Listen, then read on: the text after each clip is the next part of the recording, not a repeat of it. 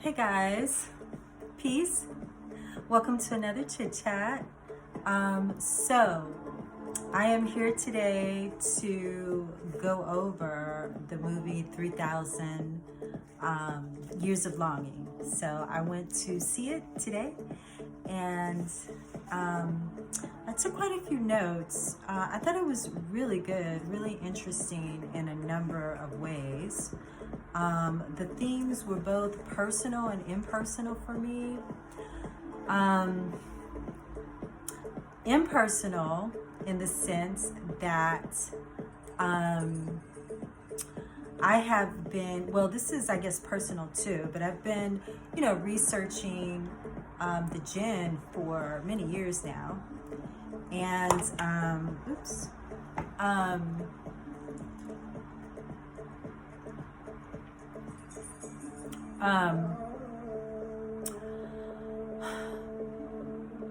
the movie takes place, well, she meets with, I don't want to give spoilers, spoiler.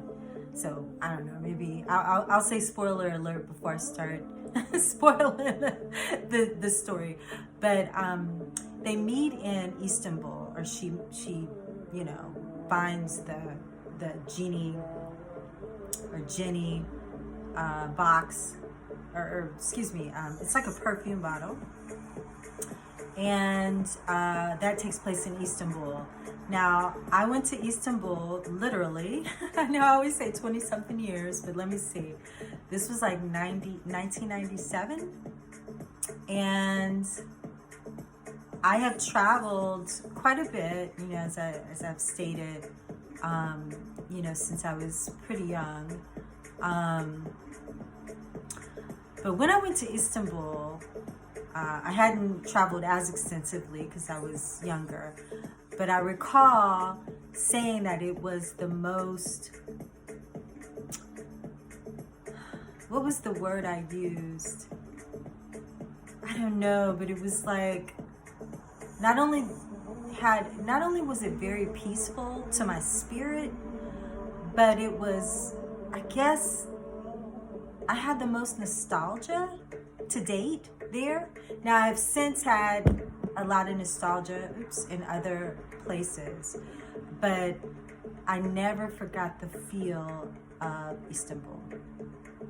Since then, I have visited, and this is where I really became familiar with spiritually what is known as the djinn. I had known of them, I had studied them, I had had a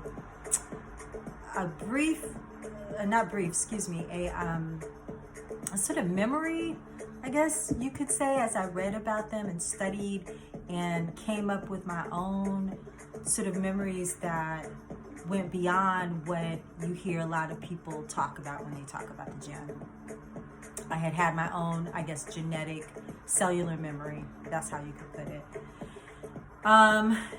And this was in the deserts of Wadi Rum, if anybody's been to Jordan. I went to Jordan, and I went to Dubai, and I went to Amman not this summer, but last summer of 2021. And they came alive for me there. Petra was an amazing place where you could feel them as well, all through that whole area. But anyway, I say that to say, so I was fascinated by this movie, this film, when I saw the ad just a few days ago. They haven't really advertised this film, it seems. It's with Idris Alba again, and the actress's name is, I think it's Lillian. No, not Lillian. What is it? I wrote it down just a moment. Tilda Swinton. So she's the actress that played the lead, female lead in Doctor Strange. The one who was his, like, I don't know, she, was bald and did all those marvelous special effects. She was like a Buddhist master or something. I can't recall.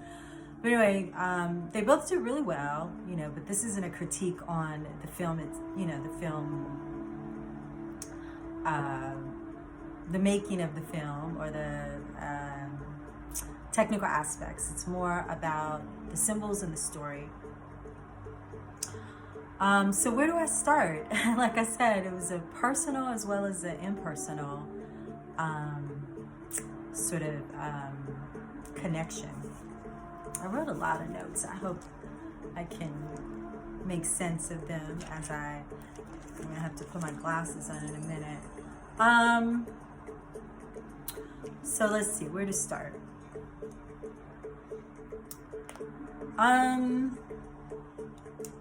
So much. Let me see. Let me put my glasses on and read a note or two. How about I'll tell a little bit of the story. So it begins with an English woman who is, this was my first synchronicity, what is called a neurologist. And this is like, I don't know if this is a real occupation, but it has to do with,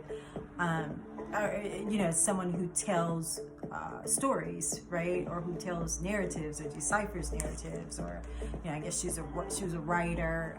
They didn't go extensively into the background of her profession.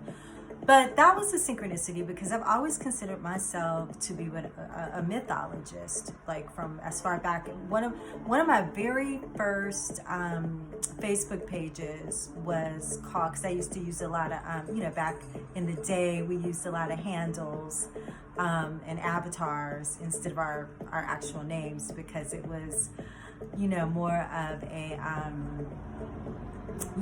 like a online, it was more matrixy and, just like Neo, it was like our handles. But anyway, so mine was Tiamat, and it was, or Ziamat, I can't remember which one, but it had to do with the mythology of Tiamat and Marduk. And I was channeling a lot of that information at the time. And so I was sort of channeling that goddess energy through the mythology. And that used to be the way I channeled a lot of stuff. Not as much. I still do that, but I have it's a different level, now these days. But anyway, so yeah, she's a neurologist. She goes to Istanbul. Again, a little spoiler alert, so you might, I don't know if you haven't seen it. She goes to Istanbul from London. She's from London. And she is going to like a symposium or a lecture, conference or something like that. And she buys this perfume bottle, which you can get if anybody's ever been, or if you know anything about. Not only do they have them in Istanbul, which I, bought when I went there, like these beautiful little glass work perfume bottles, but also when I went to Egypt back in early 2000s, or I think it was 2001. They also sell them there, just like, that's like one of the top souvenirs that you bring back, usually with some oil in it. So when she got it in a secondhand store. She wanted to get the history about it. They didn't really have a history, but anyway, she gets to her hotel room, she washes it off, and as she is rubbing it, boom, these beautiful special effects. I will say, oh gosh, I didn't write down the name of the director, but beautiful, technically beautiful job on the special effects. So Idris Alba comes out, and they have this, this long exchange about, the typical mythology of, 3 wishes, but it takes on to storytelling, right? So he tells his story, she tells hers, and then they create an arrangement between the two of them. All right, so the first story, because she wants to know his story. She's fascinated by, because first, that's another synchronicity. First, she kind of, thinks she's gone nutty. And I did read one review. I only read one review before I came on and did this, just to try to remember the story, because I went a few hours ago. And Oh gosh, what was I gonna say?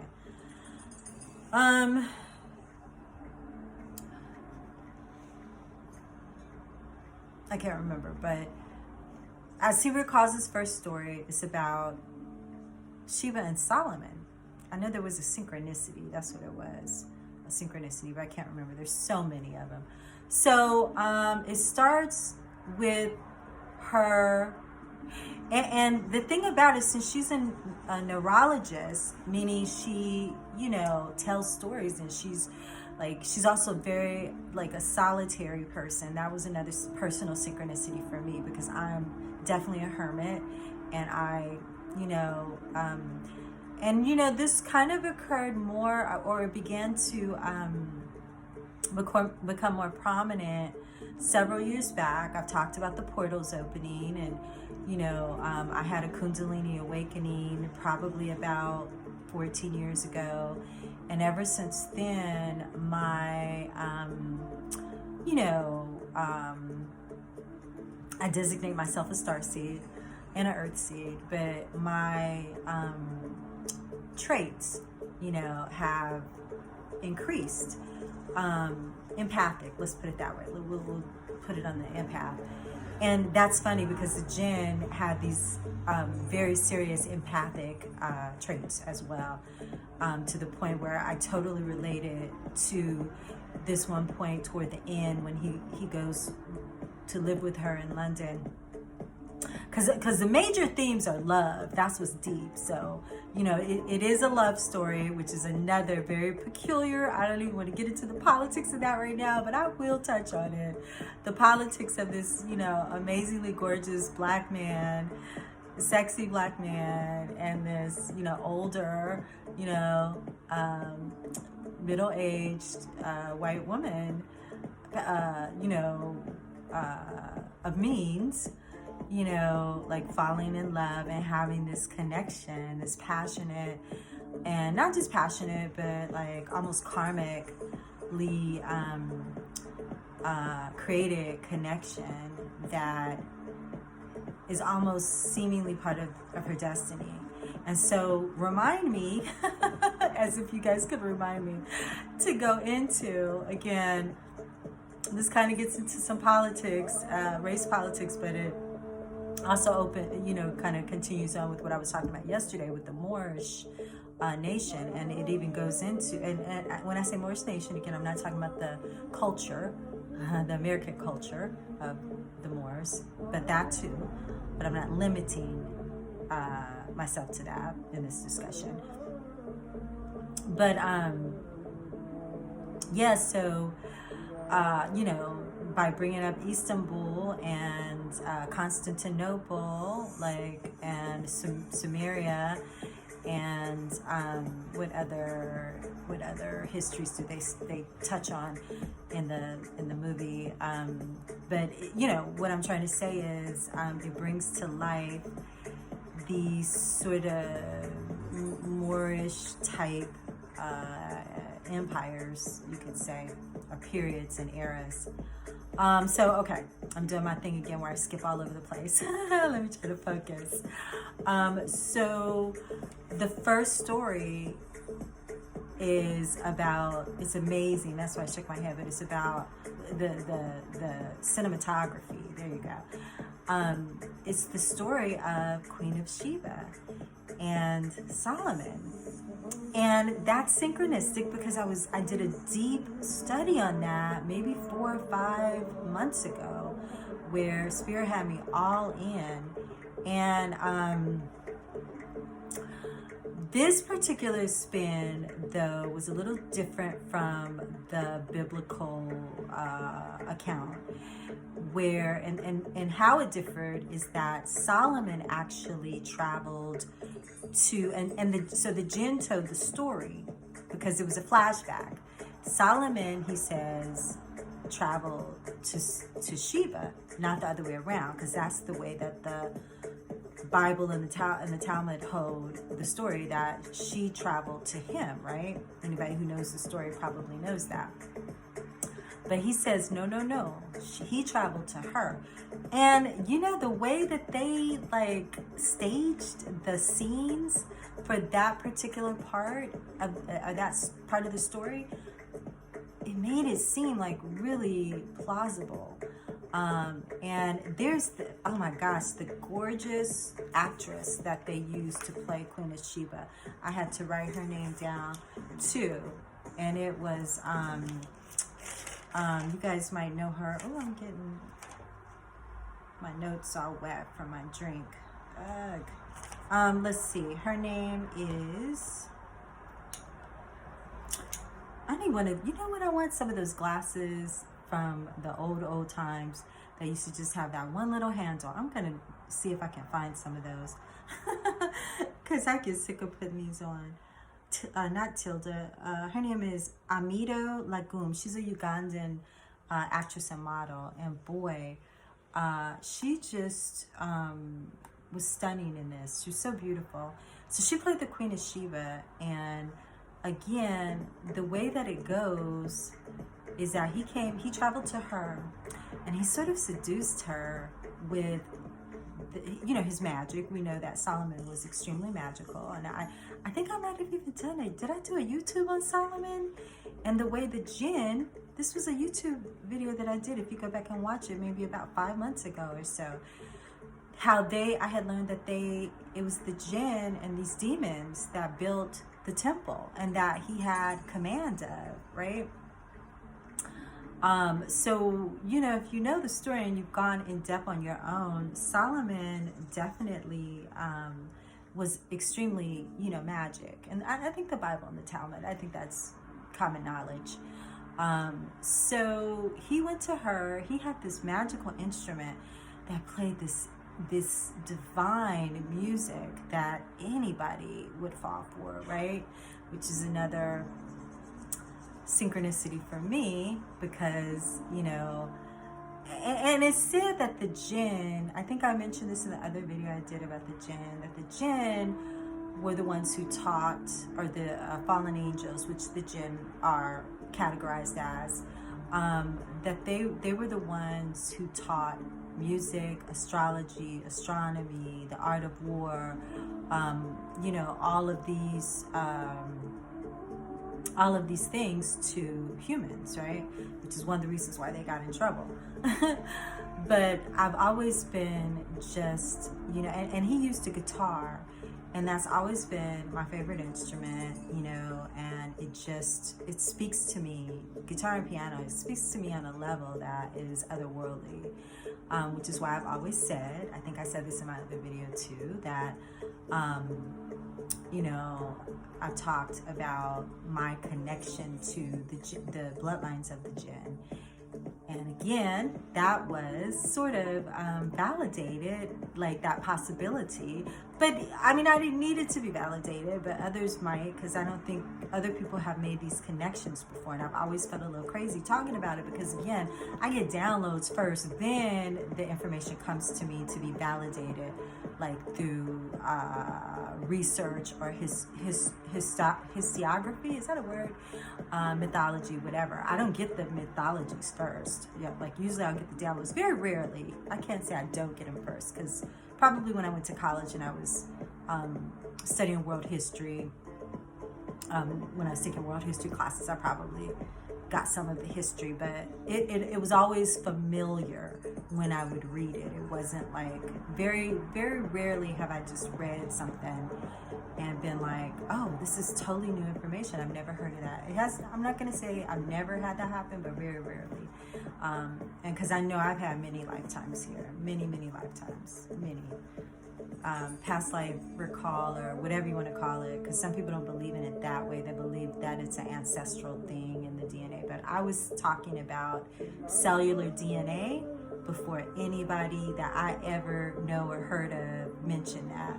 And people used to laugh at me and mock me when I would say, because when I would go places, when I would travel, still happens, I would pick up what I call DNA packages. I would speak to the ancestors of that, or the people of that that land, I would always say that the memory is in the grid. Some people say it's in crystals. I get it more from the grids of the earth, which is, the same energy as crystals. So some people, but for me, it's more powerful when I step on that land. Then I flood with a whole bunch of memories. So that's just oracle talk. But back to the story.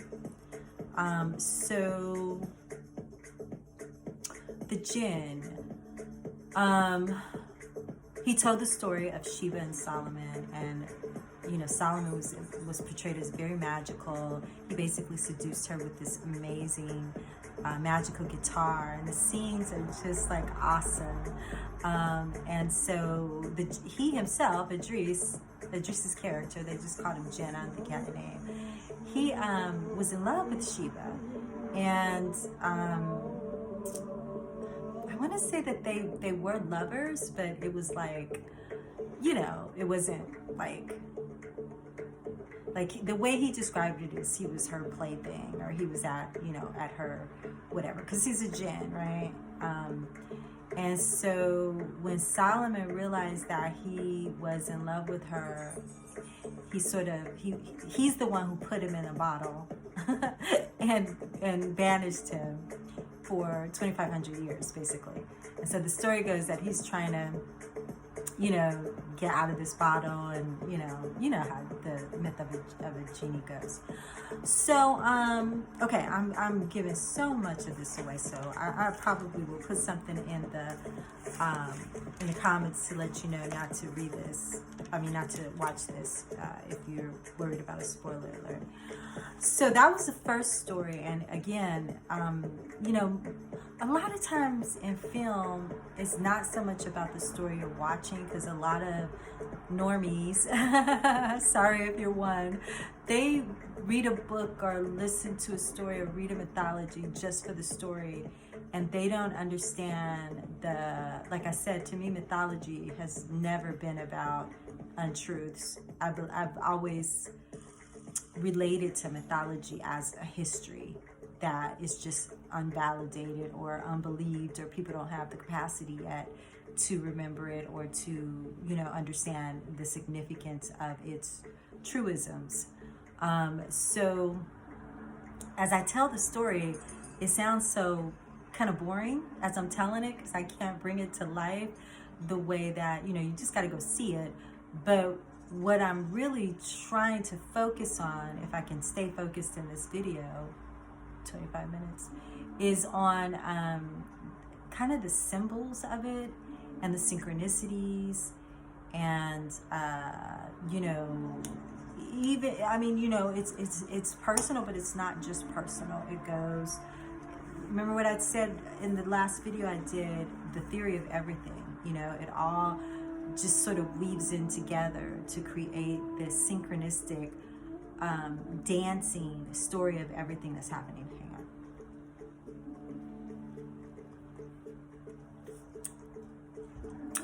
And so that was story number one. Story number two that he tells, I believe, was of Zephyr. It takes place in Constantinople, and she, again, synchronicity, she's this Sumerian, Persian, Middle Eastern woman, young girl who's a child bride to a rich man, and he gives her, she comes across the lamp, the bottle, as a gift from her husband,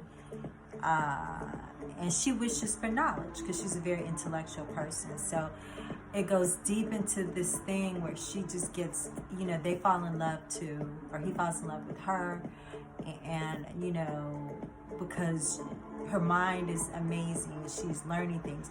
There's two things about hair on their legs. One was Mustafa, which was Suleiman. That might have been the second one, but another story is about Suleiman's son Mustafa, who's bound to be Sultan. And some of you may know the story of Suleiman. He mentioned something about hairy legs, and he mentions it again with Shiva and something else, like her shaving her legs. And he mentions that with Mustafa, as he's a kid, he mentions that it indicates that he has jinn lineage. So that's interesting. And it's interesting because I've heard of Mideastern or Persian women who have, who are excessively hairy or more hairy than, the feminines of the Western world, maybe. I haven't heard that they're considered to be, I've heard that they were in the past considered to be very desirable. Again, I don't know the reasons why. It could have to do with our our Hyperborean, hermaphroditic thing, because that's also something in Islam, like with some of their unconventional tastes that they have or have had in the past with women. Now, one fetish they show for Suleiman's brother, who the mother's trying to put in power as the Sultan instead of Mustafa, is he has this fetish for obese women. So they have this one scene that's kind of rated R or X, really, of all these, it's like something you've never seen. So shock value, filmmakers are always trying to put something in a film that hasn't, that you haven't seen. So it's like all these very obese women being portrayed as beautiful, which goes to the Venus of Willendorf, right? And you've heard that in the past, that was considered beauty. I mean, even up until recently, with Sarah Bartman, in Europe, and now thanks to Kim Kardashian, big lips and a lot of other big butts and a lot of other stuff has come back into fashion, but it wasn't fashion before. Don't get it twisted. Skinny, tiny, skinny, twiggy women was never considered beautiful back in the day. It meant you didn't have enough food. It meant you were not well to do because you didn't have enough food. It was not considered womanly. It was considered to be, sort of pedophilic, which was another fetish in several different cultures, particularly, sorry for all my Muslims, Islamic culture, pedophilia, and marrying young brides, and in other cultures as well, but it's in a more lustful sense, which is why the Prophet Muhammad had to come and clean all that crap up. But anyway, I digress. So anyway, those are just some little details. But again, going back to, what was I saying? The jinn, we were talking about Zafir, the young woman who he fell in love with because of her mind, and it brought up a lot of technology and how she was brilliant and had invented all of this stuff from, those were her wishes to learn more. So he gave her books, and her mind would just go in lots of different places. She was like a addict, and that was something that women weren't supposed to do back in the day. And so a lot of men, one, I can't say his name, but one very famous patriarchal scholar of our age, I remember one time I watched this video and he mentioned that women who study too much grow beards. And I was like, oh wow, not to mention that, what's her name? Is it Hatshepsut? Was the pharaoh, the bearded pharaoh, female? Some people say it was a fake beard. But yeah, there's mythologies about that. And, again, some people say that's where Hirsutism, not some people say, I haven't really heard a lot of people say, but, the implications that I've heard is that maybe that's where Hirsutism, which is women who grow hair in places that males would normally grow them, that's where that came from. Again, I think it's a good explanation because you can develop more androgens And this again weaves into the search for this explanation or theory of going deep. I don't mean to go this deep into hermaphroditism. I keep getting that word wrong. And my whole continuing theories on human evolution, going back to some, you know, like in stages and steps. Maybe I don't think it's going to happen all at once, but then you never know.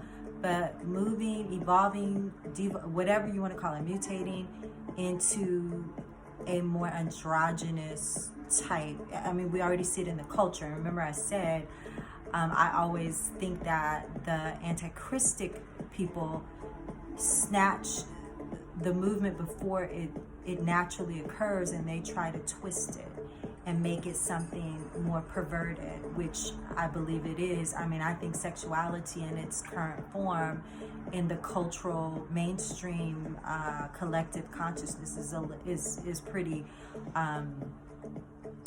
perverted. Honestly, I do. I think sex is wonderful, powerful, creative, magical, but I think the way that we are acclimated to it in Western culture, and not just Western culture, but, you know, I don't know, you could say for the last 2,000 years, I don't know how long it's been that humans have been, you know, just succumbing to a lower aspect of lust. Again, very djinn-like, you know.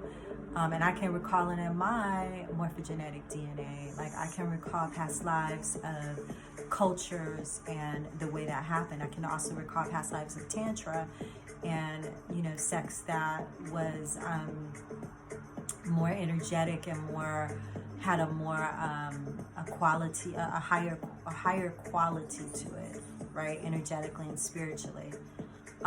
So anyway, that's easy, way off topic. No, it's not off topic. This is, you know, and I get controlling with myself when I'm not, like, you know, but it's all good, right? It's all good. We just having a chit chat. So Zephyr, that one was interesting. I'll let you watch the movie to find out how that story resolved. But these are all his memories of how, you know, his stories to her that he's telling her of how he came to be trapped. She brings up the trickster energy, which, you know, if anybody knows, well, you guys don't know me, but I don't know, maybe a friend is watching this. I mean, I was really into trickster energy a while ago. I was very connected to an Orisha trickster known as Eshu. Of course, Eshu is in lots of other cultures, but when I was on that initiation, you know, it's Papa Legba, Papa Gedi. I'm just doing all the different Baron Samadhi, all the different cultural references for this energy. And, you know, of course, I always noted that Eshu has Yeshua in it as well. And there's a lot of mythology about how when Jesus was young, he was very mischievous and had this sort of dark nature where he killed some friends. These are the lost, this is very common knowledge, the lost books of, not the lost, yeah, I think it's the lost books of Jesus or something, lost, I can't remember which lost books they were. Was it the, I don't know if it was the Qumran text, Lost Sea Scrolls, or another disciple or apostle, I can't recall, but it's pretty commonly, you know, noted that these stories about when he was a kid and how he had to master his energy because he was somewhat abusive with it or immature, you know, in the beginning before he developed them. So, so yeah, there's that. And let's see, what else? So then he goes on to a story about, let's see. Well, he takes it. I didn't mean it. I wasn't going to do a whole recap or summary of the story. I just wanted to, but whatever, you know, this is what it's evolved to. He talks about the nature of jinns, and I knew about this because they had given me this information when I was doing a deep study a long time ago about them, and you know, I came to find out that they were connected to India, as nearly everything is. I can't remember what was the name of the Indian clan or the Indian group. But again, okay, so jinn are known to be created from fire, the fire element. And he mentions that in this. Now, I had known that, you know, a long time ago, personally and impersonally. And then what I cross-referenced, if anybody wants to go look this up, and maybe I can do something else later on it more specifically, but I had cross-referenced, I've written about this extensively, the Ireland and India as having, I want to say is it not like the scent, but it is kind of like that. Is it Oudh? I can't remember. It's connected to these entities that are, I can't remember. I'd have to pull my stuff up and read it. But just know that there's a connection of fire and the color red. So red hair, henna, which I use a lot of, you know, that is a plant that has a red pigment, but it's you know, and the jinn also are connected to, you know, anything passionate. So again, the story of who the jinn are, there's different accounts, but you know, my thing is that they are connected to the fallen angelics, and something that he mentions in this film that, again, I gave it was a nod to research I had done, is that, you know, not all jinn are bad, right? I had just spoke with, I think it was my sister the other day. We were just off on some tangential discussion about, you know, because spirituality is almost all I talk about. I always just start, that's why I don't talk to a lot of people, because I'll just start spinning off, and I don't know, I would think it gets boring. I'd be bored if I wasn't me. I'm always listening to and talking about the kind of crazy stuff I'll be talking about, and that's always on my mind. But what was I saying? Jinn and not all of them are bad. The way I put it to who I was talking to the other day is, you know, it is possible for them to have redemption. I believe that. Now, Lucifer himself, I don't know. I haven't gotten that from about Lucifer, but I would imagine Lucifer, the character, especially in mythologies that are a lot less strict on Lucifer. Christianity is pretty strict, but Aldebaoth or some of the other known personages of Lucifer probably would, if you got into it deeply. I feel like I've channeled Aldebaoth and Sophia before when I was deep into Gnosticism, and I've had conversations. I'm probably getting too deep now. As you know, in the body of Sophia, with Aldebaoth, and this was years ago, and someone who I was in a relationship at the time who was very jinn-like, not jinn-like, definitely. That's why this story is so personal, because it's like, oh my God, I've been in a relationship with, you know, I already knew that, you know, with the jinn before. And again, I feel strongly that I have jinn DNA, because that's not impossible, you know. It happens a lot. So if you know the story of the fallen angelics, you know, you link them to being jinn, and you know that in, let's just stick to the biblical reference, but in Islam as well, you know, that's why Prophet Muhammad had to clean house, because there was all kinds of stuff going on in them days that had to do with jinn. So a lot of the laws that came out of Islam was to disassociate with the jinn, because the jinn were corrupting, and then you know, it was a fatal corruption for humans, because it turned into crazy stuff. Because humans you can't even put it like this. Even if we didn't make the jinn negative, you know, which a lot of people don't think they are, especially people who are more at home in their shadow, and the shadow, you know, have a shadow inclination in this lifetime, which, you know, many of us do in different lifetimes, you know, but even if they weren't negative, look at it like this, and you've heard this in lots of different accounts, even in secret societies, you know, that humans really can't handle certain levels of truth or occult information or information, because they use it, they haven't matured spiritually or mentally, or you know, it's just still too much of a lower beastly nature. That's still going on today. It's like trying to give power to somebody who is super, I mean, I talked about this before, who's super narcissistic. You know, you're going to have an issue with them abusing that power, which is what happens. That's what's wrong with the world right now. You know, you have narcissistic people who have too much information, too much knowledge, esoteric knowledge. That's why the knowledge was meant to be esoteric, because these fools were using it for selfish purposes of wanting power, or of lust, of whatever. That's still what's wrong with us, me included, because it's the template. It's not individuals, it's the template. And that's why each individual has the opportunity to make a choice in each moment, right?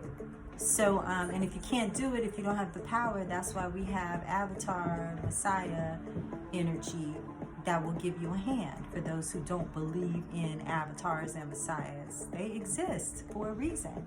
Many of them. In India, it's a whole bunch of them. I was initiated by a amazing, well, you know, we call him a spiritual master. My mentor called him an 8th plane. He said he was an 8th plane, 9th plane master. I can't remember. But he's still alive today. His name is Rajendra Singhji Mahar, and he's Path of Sant-Mat, Light and Sound Meditation. Amazing, amazing, amazing path. And in India, it's a whole bunch of them. You know, you got the stories that Jesus traveled to India, and that's how he, you know, got a lot of he traveled to Japan. In Japan, I just found out in Japan, they have historical accounts of Jesus and Christians from way back. I can't remember what century, but way, way back.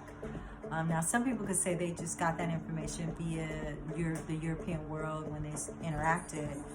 But it's just like the Jews, those that have, you know, like Jews are all over the world, you know.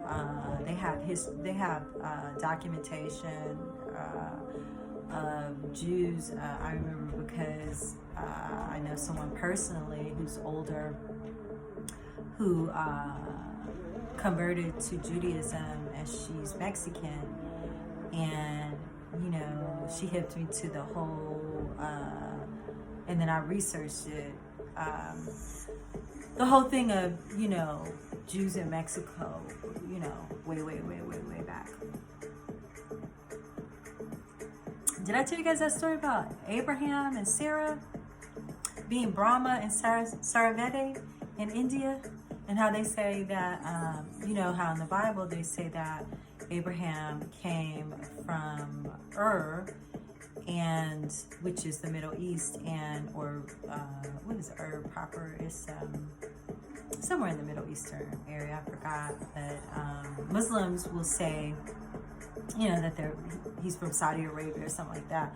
But they in one of the texts they show how in the, I think it's at least the Bible, that it really, if you go into the Aramaic or the, you know, the original language that the Bible was written in, they show that it really doesn't say that he's from that region. It says some other land that was sort of unknown. And that when I researched that, it led me to the suggestion that this particular scholar who I read this, who I got this information from, made the connection of, again, how they said he was from not so much India. I think it was more Pakistan, in that area, Pakistan or one of those areas, or I have a lot of past memory in that area, Pakistan and Sri Lanka. But anyway, somewhere over there by, Nepal, Tibet, India, what do they call it, major, minor, what is it, Asia Minor, Asia. But anyway, and then what they cited, it was the first time I'd ever heard that, and I always get, like, wow, I can't believe I know, I get jazzed when it's something I've never come across, like I said, and it was so obvious that I went to kick myself. I was like, oh yeah, that makes so much sense. Again, Brahma, Abraham, Sarasvati, or Sarasvati, is that her name? Yeah, I believe so. Sarah. So anyway, you have, variations of these names prior to, you get what I'm trying to say. So again, the jinn, not all of them are evil, and they're tricky though. So, those who use them for the wrong reason, and some of them are kind of what we would call evil, but I think they have a path to that's different from ours. But they know who the divine is. They seem to know who Jesus dealt with jinn. Jinn and demons can be interchangeable. Not so much jinn and angels, because angels, as we know them in most religions, are not fallen. The ones that are usually promoted by the religions are, you have the positive ones, the angels of light, so to speak. I don't like those stereotypes. And then the angels of darkness, which are more considered to be fallen angelics and jinns. But again, it's important to note that not all of them are evil. At least, from my experience, I will definitely support that. But again, I wouldn't play around with them if, I didn't know what the F I was doing, because they're tricky. They're tricksters. Kind of like Eshu, if you know about Eshu, or is it Loki in Nordic European culture, and the other trickster gods, right? And so it said that they're made, he was saying that they're made of fire essence, which I told you I know, versus the, humans made of dust. But yeah, they focused on telling this thing about how, he said he was a transmitter. And what happened is he moved with her to London, because I won't give away one little crucial part of the story. I'll leave that as a surprise. But he moves to London, and he gets all freaked out in London because there's too much going on, like in the with empathically. So he gets he has all these. And that was so freaking synchronistic for me, guys, because again, when I was developing some of my gifts, or when they were evolving, back around 2012, a little bit before and a lot after, it got so difficult to where I couldn't even drive.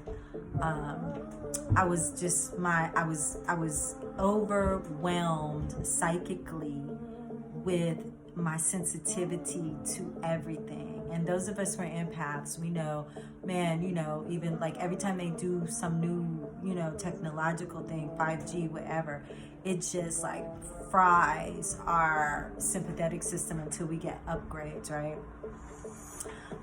So yeah, that was part of the film where he was just like, you know, overwhelmed. And then, but then he said, because she was worried for him, and then he said, yeah, but I'll adapt. Like, I'll adapt. So I was like, I get that too, like shapeshifter energy, right?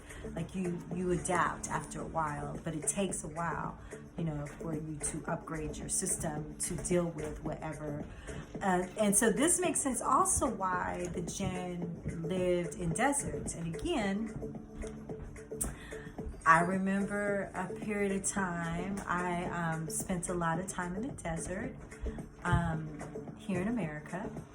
And I remember the first time I really started hanging out there. I mean, I've got, you know, my ex-husband and I used to have property in the desert, and I have some now. But when I used to go out there,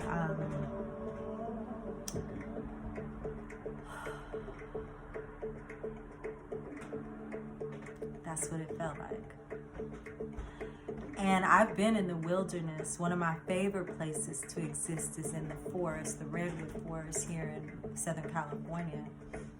I've always described as my favorite place on the planet of all the places I've been, with the redwoods being one of the oldest living things, some of the oldest living things on the planet. They're ancient.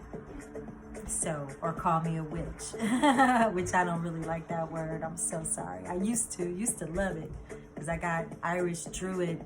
My great grandfather on my father's side is pure-blooded Irish from Ireland, which is not uncommon for a lot of black people here in America.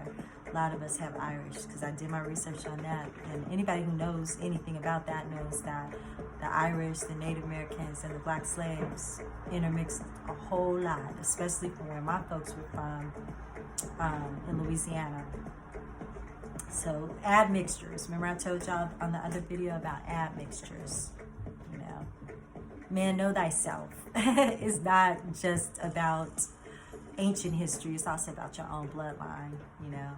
And don't trust in those, you know, I don't give my blood and DNA for them to analyze. I don't want them analyzing my DNA. That's how they make custom-made bioweapons against you. And even when they get it, I tell y'all a little secret in another video too. It's the Native American in me, which is super strong on both sides of my gene pool. But, you know, we call it shape-shifting. And shape-shifting is not just some little trick you do to turn yourself into a mouse or a bug or whatever. It's like, it's in your DNA. And you have to sometimes keep changing. You know, I'm probably speaking too much now. I tend to do that. But you have to keep morphing yourself. You have to keep creating yourself. And that's one reason why. Remember in the Matrix, the squigglies that will always be chasing the chips down? And I don't know what I was going to say about that, but it was some connection with shape-shifting and morphing. Something they had to do that I remember when I analyzed it one time and saw, oh, that's what they're doing. They're shape-shifting in order to stay safe and not get killed or found out. But okay, we are not going to go over an hour. We're at 53 minutes. Let's see. So he's talked about how they're made of electromagnetic waves. Let me just put these on real quick so I don't have to keep doing that. So he talked about how jinn are made of electromagnetic waves, and that they're transmitters. Empaths is the word I use. And there was a scene that showed that too much feed from tech or outside world aggravates them. And I was saying that's probably why jinn have always had abodes in the desert. Again, in Jordan last summer, in the Wadi Rum desert is where I really, for the first time, not first time, because I felt them here in the deserts here. So say what you want, but they are in America too, like American gods, right? and they seem to really like the desert. It's very peaceful. There is life in the desert. People think that the desert is dead. No, it's teeming with life. All you have to do is go there, and I've camped in the desert a lot, and it's teeming with all kinds of life, from snakes to what do they call what are rodents called? Rodent just sounds so like a pest, but you know what I'm talking about. Hamsters, rodents, whatever they're called. Birds and just all kinds. Coyotes, wild dogs, all kinds of life, as well as, desert foliage. So there's life in the desert, but it's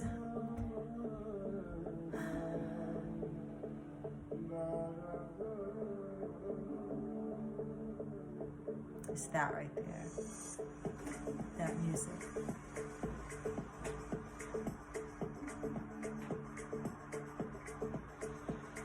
And millennials used to have, and indigos, post-indigos, used to have a lot of raves in the desert. I don't know if y'all remember that.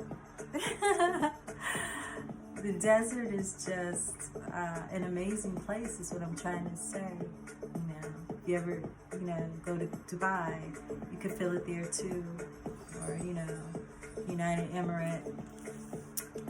It's a magical place full of ancient history, and ancient entities and beings, and it will awaken you and enliven you. So anyway, to end this out, 4 minutes.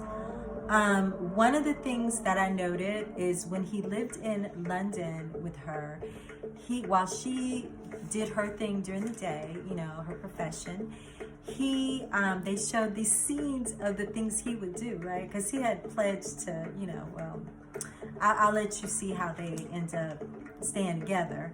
But so they would show what he would do, because that's something that djinn loved. Kind of remind me of vampires. They loved keeping up to date on what humans were involved in. So they showed one shot when he was telling, saying these are the things that I did during the day. He was narrating how he kept his time while she was teaching, and they showed that he went to the Hadron Collider, to CERN. They actually had a brief scene with CERN. Can you believe that? They showed the Hadron Collider, that he would go and visit, and he marveled at what the humans had accomplished and were up to technologically, and CERN was one of them. I couldn't believe it. The other one was are they satellites? The dishes that they use to send out signals, a SETI, to find extraterrestrial life. Yeah, so okay guys, I think that is kind of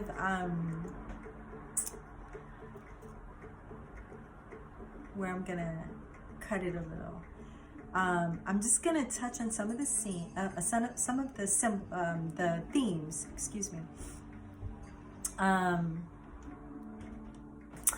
So the themes, the intended theme, takeaway theme in this for you is, or that the writer and filmmaker intended was obviously, oh my gosh, I've been talking too much.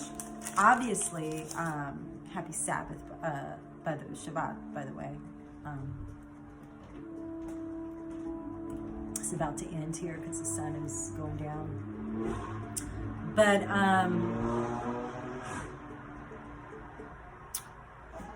let me see. It is love. I told you there's a huge love theme, but also loneliness, loss, and human meaning. So those are what it means to be human, right? Those are the intended, stated themes, right? Also, there were a few quotes that I thought that sort of, reinforced that. One was love is a gift to give of oneself freely, one that no one should ever ask for. She said that, and when you see the film, you'll see why she said it. But that was a personal synchronicity or connection for me, because I discovered that, throughout my personal journey of love and union. Probably past life as well as this life. I'm sure past life as well as this life. It's a recurring theme for me, someone who has valued love so much, and I've taken a bit of a break from that, or taken it to a higher and deeper level, but within, I still believe in union, and within union, in a narcissistic age particularly, one must recognize that love is not, we have our culture of relationship tends to be very narcissistic, where we are, with people for very selfish and insignificant reasons that have to do with the care of ourselves only, and not as a higher calling to anchor things into the world, for all of humans and all of creation, really. Because whenever we do, everything we do is doing that. It's contributing to the template of humanity and of, indeed, everything that we're connected to, all of creation, that we can fathom, even within our imagination. That's part of the creation, right? Quantum theory is teaching us that even more, that everything we dream and think and feel, and do, of course, do is the lowest level, though, is what our contribution is to all of creation, is God, or the Creator, working through us, as us. So that's a really important theme, I think, to take away. Engineering controls the chaos. She at one point she goes on this little tiny tangent in a conversation with him, where she's saying we as humans, because he's going on about the fascination of how humans have created, and she's saying well, we've engineered everything to the point where we can control the chaos, and then when we can't contain the chaos, that's when we're filled with dread. And I thought that was very poignant, because absolutely, right, it's all about control here in this three-dimensional realm, in this culture, because not everywhere. Some cultures have, human cultures that are alive today. I talked about the Dogon the other day. I'm not saying they're perfect. I don't know. I haven't hung out with the Dogon lately, but that little thing I said about how they told the French astronomer how we've done what you're Western world is our babies. They're the babies of the cultures, the human cultures on the planet. So they're getting their last turn, so that they can, because you have to go through all of this in order to grow, right? That's how the soul evolves. So you have to experience the highs and lows. It's the experience that gives you the wisdom. Gives you the wisdom of the soul. That's how you discover it.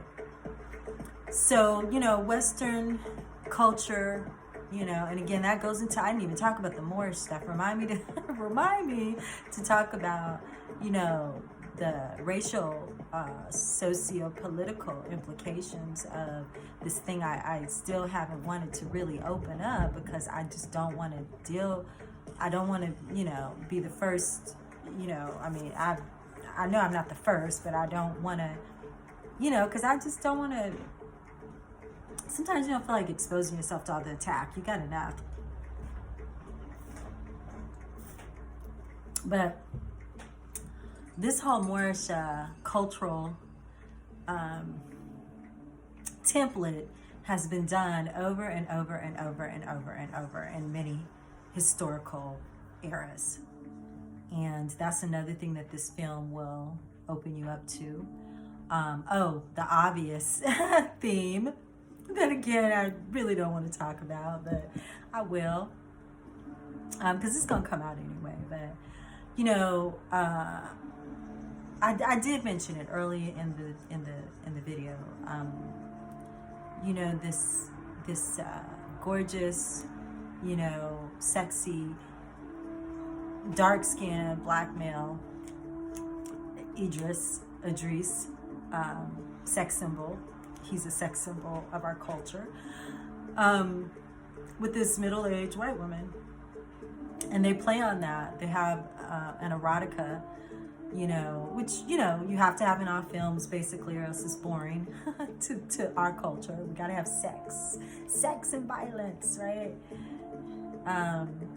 But yeah, you know, I don't think it's too much to say in our culture over the last, you know, I mean, really it's been going on for a while, but in your face since hip-hop culture over the last 15 or so years, you know, the theme of, you know, white women and black men, you know, you got, what's her name? And then Kim Kardashian really upped the memory of the narrative, and her mother. And just this, you know, this desire to, I mean, but, you know, it goes back to plantation slave days too.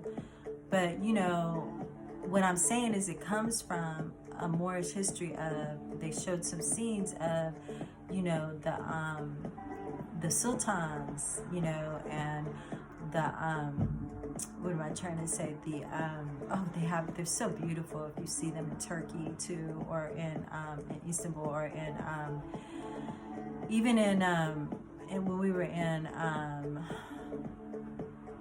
Jordan. What am I trying to say? You know, the places where the baths, the concubines, and, you know, the harems, you know, which I have memories of the harems, of being over the harems and in the harems. So, you know, I'm an old soul, y'all, and I get around. I'm a different type of person.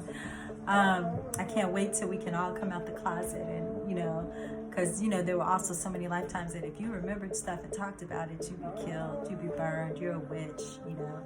But, you know, we can come a little bit out of the closet, not too much. I'm imagining the people who will see this YouTube, even though this YouTube will be online forever, huh? But whatever. By then I will have been, if I need to, I can shapeshift. But I'm feeling called at this point to share information and my stories, narratives, narratology, mythologist, narratologist. I call it an oracle, the ones who remember. There was something the other day that said if the only way that people, let's see, something about, there was even a quote in this one that I said I was going to write down. When we, did I lose it? Something about the only way people,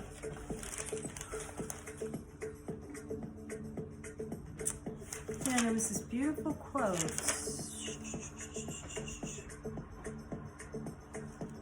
Okay, well, it was something like the only way that love survives. Oh, we exist only if we are real to others.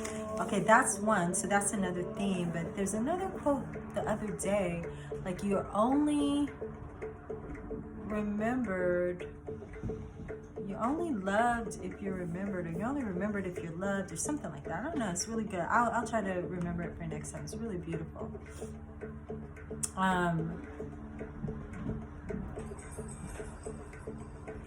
Hate outlives love was a quote she had.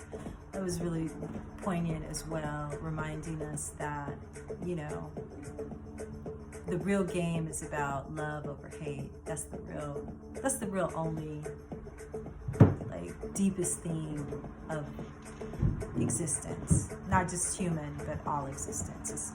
It's really about love versus hate, which is nothing more than fear, right? And yeah, that's about it. What was the last thing I just said that I didn't finish? I can't remember, but I was talking about the socio-political racial crap. that I talked about in my last video when I was talking about Spain, the last episode of, you know, the Moors versus, oh gosh, their children and grandchildren, and who the Moors are.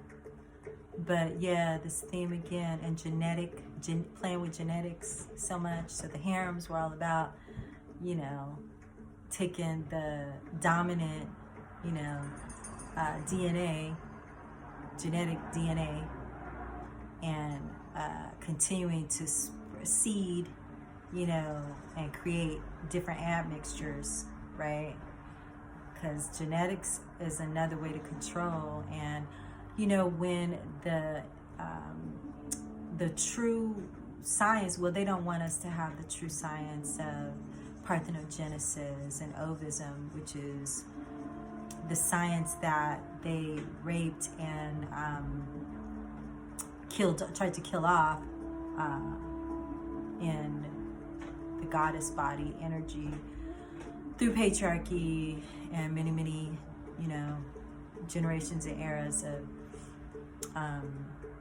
you know, raping the daughters. I used to talk about this a lot back in the day, and killing the mothers and the crones, so that it goes into the genetic memory, cellularly and in the body. That is basically the way that women used to procreate. Or can clone, the original cloner. See, again, that's how technology anachronistically, you know, copies what's natural. So, and there are other species of animals who can do this now. They talk about, I can't remember the last one. This was years ago again, and I wrote about it. It was in my research that I, you know, had wrote about, which is, can't remember what it is, but anyway, when they feel threatened, is it frogs, some kind of reptile, I can't remember, but when they sense that there's some threat to their genetic procreation for the next generation, they can go into, the females can fertilize their own eggs and create through what's called parthenogenesis or ovism. I used to have lessons about this, lectures.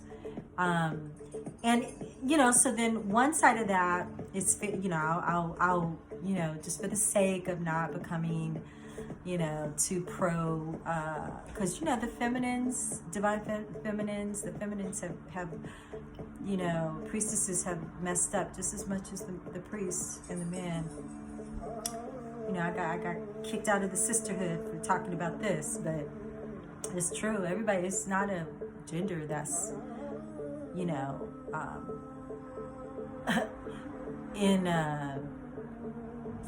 you know, that is immune to corruption. So, you know, so anyway, what the other side says, or one of the, I'm getting tired, can't you tell? It's been said that the diversity of what can be created is much higher when you incorporate the sperm. But don't get it twisted. The sperm is not, you know, because you have these brothers, you know, who I used to get into arguments with all the time, who would say stuff like, you know, again, back from the Sultan Emperor days, that the sperm is supreme, and, you know, a man can have sex with a whole bunch of women, but a woman can't have sex with men because the man imprints his, you know, whatever onto her in her body. And, you know, and I was just like, I used to always say, well, don't you think a female can do that to a man? Don't you think she can imprint if she's knowledgeable? The problem is they've raped young girls and women for so many generations and have put that in their head that they are powerless to the patriarchal structure and therefore to the sperm. They created these pseudosciences that the sperm somehow has this just like women, just like the Bible, just like these religions, that men are, superior to women and are supposed to be, worshipped and honored and this and that. And after generations of having that, again, it goes into your DNA, your cellular DNA, and you get a cellular memory that makes you believe that that's true when really it was programmed and contrived. And they've done the same thing with their sons. That's why I have a lot of empathy. I used to. So I got enough. No, I still have empathy, but not directly. I just can't spend a lot of time, helping. People got to wake up on their own a lot these days. I get what I can, but I used to go in real hard with my, selfless service, only to be abused and, for their programs to kick. And then, I had to relive the same freaking loops that I've, dealt with in other lifetimes. That I've had, at some point you just have had enough, and you evolve to your next level of service. But, yeah, they've done a number on their sons as well. And this is why, there's so much karma coming back. And, a lot of them don't want to take responsibility for their part, men and females. You got to go back and reclaim your memories and your DNA, not the history that people are telling you, because that's always, as we already know, especially those in the conscious community, those are lies. A lot of history is just nothing but lies. And if it's lies from the enemy, you better believe it might be some lies. How many of us have had our families, pass down things that we had to find out later were not true because they were trying to protect, their honor. So they told their kids and grandkids and nieces and nephews and children, like, differentiated versions of what was the truth to save face from shame and all that. And I understand that too, but, when you get to a certain level, you got to take accountability, because it's all about healing. Because whatever doesn't get healed in one generation becomes a burden genetically. They call them curses in the Bible, 7 generations. So ancestral healing is one of the big hot topics of the day. You got to heal that, because if you just keep living in self-delusion and lies, not only is it going to break, and I'm not saying, it's not just your children, it's your nieces and nephews and cousins and everybody. Like, it's a morphogenetic thing with your bloodline lineage, just like it is with the whole world. So, you have to take a deep look at your stuff, and you have to, heal it, basically, for yourself and for all of the bloodlines. It's part of your responsibility and duty. I know people don't like to hear that. I know. I'm so sorry, but it's true. Karma is real. Or you don't have to call it karma, you call it what you want. Cause and effect. Scientifically, it's cause and effect. From the science heads. But anyway, yeah, so the socio-political racial thing of, white women and black men, Bobby, I think, and Panic used to talk about it from a different perspective of, melanin and stuff, and but it's in the memories of the sultans and the pharaohs and the emperors to continue to plant those seeds. I just had a reminder of it this weekend with a girlfriend of mine who's white, who has gotten pregnant by a Nigerian man, and then he kind of tossed her a bit, and we were just trying to help her realize that it's cultures that believe that it's you're a place for a man, some men, to just drop their seeds and continue to create admixtures. It's like what's his name? Oh my God, what's his name? Mendel and his peas.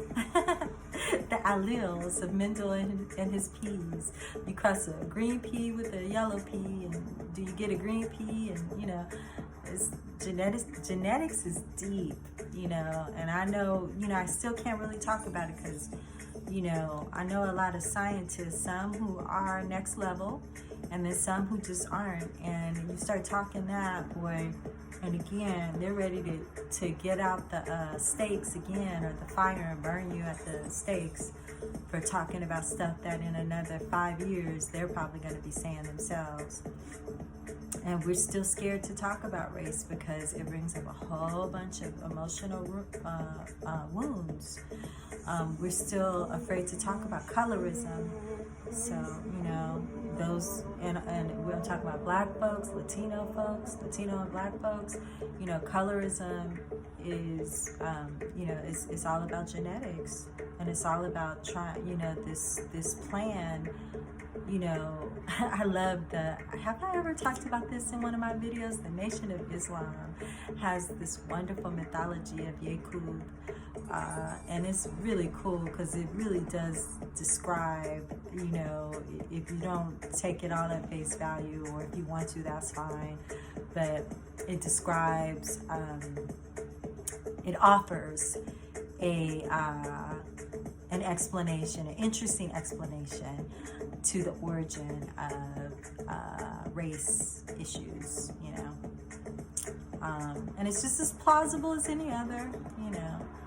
And I know when we start talking about race, the first thing that dominant, socially dominant people of privilege like to do is want to sing Kumbaya and say, what does race have to do with it? But again, don't even get me started. I mean, I already started. Let me stop right here.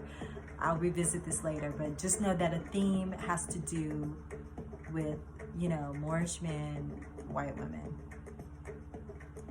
Okay? That's another theme of this film that cannot be ignored, and what that means, you know, like I said, Kim and Kanye, you know, and how that brought a whole new, the golden child, a whole new realm of, you know, and again, it's not just this generation, you know. Mulatto children are a part of like a manifest destiny. That's how I'll put it in some cultures. Okay. So, boy, that was a lot. I can't believe I babbled all of that out. Woo, I don't know. Maybe I shouldn't post this. We'll see. I'll think about it. I'll post it, and then I'll pray on it and see if I should not retract what I've said, but take the video down. I don't know if folks are ready. Or if I'm ready to be a part of the conversation. But this is old stuff for me that's been, you know, talked about for a while. It's an hour and 22 minutes at 7:55 with a beautiful sunset screensaver. And I'm probably going to go out and take a look at the sky. I believe today is the new moon in Virgo. So I'll probably go out and get some fresh air. And you know, do a little, I think tonight I don't really normally do rituals, but I'm feeling led to do a little something a little mild ritual on the new moon here in Virgo. So I hope you guys, thank you guys for sticking with me. If you were able to get this and follow through. Again, these videos may not be relevant for another 2 years or a year or 5 years, who knows, but my calling is just to get them down, get them, you know, said, and even though they're still a little clumsy as far as I'm concerned, at least, you know, they're being recorded. So if you stayed with me, thank you for staying this long, and until next time, you take care, and I'll see you next time. Peace.